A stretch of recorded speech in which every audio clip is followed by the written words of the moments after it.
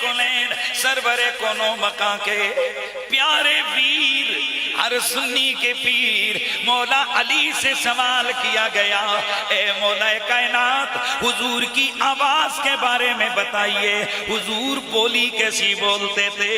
حضرت علی نے فرمایا ما باس اللہ نبیا قط الا باسو صبیح الوجہ کریم الحسب حسن الصوت ان نبیکم کان صبیح الوجہ کریم الحسب حسن الصوت۔ میرے مولا علی نے فرمایا او لوگو، اللہ نے جتنے بھی نبی بھیجے ہیں ان نبیوں میں اللہ نے ایک خاص کوالٹی رکھی ہے۔ نمبر 1، ہر نبی کا چہرہ خوبصورت ہوتا ہے، وہ کریم الحسب بھی ہوتا ہے، اس کا حسب بڑا باکمال ہوتا ہے، حسن الصوت۔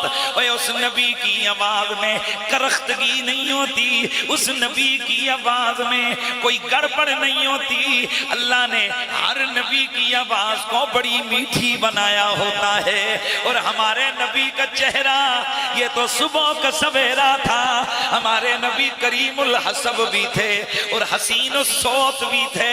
کیا مطلب؟ حضرت سیدنا جبیر بن مطعم والی روایت اس کی تفسیر کرتی ہے۔ حضرت سیدنا جبیر بن مطعم رضی اللہ تعالیٰ عنہ آپ فرماتے ہیں کان رسول اللہ حسن النغمہ، وہ حضور بولتے تھے تو کانوں میں رس گھلتا تھا۔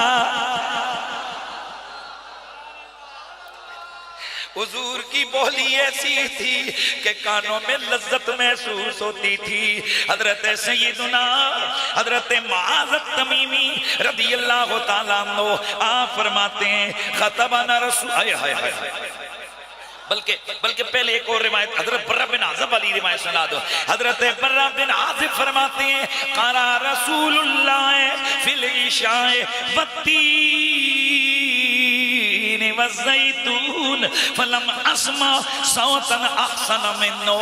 فرماتے میں نے عشاء کی نماز حضور کے پیچھے پڑھی، حضور نے سورۃ التین کی تلاوت فرمائی۔ فرماتے اللہ کی قسم حضور کی آواز سے زیادہ میٹھی آواز میں نے کبھی سنی ہی نہیں ہے۔ برنگ خوشبو دلوں میں اترا، برنگ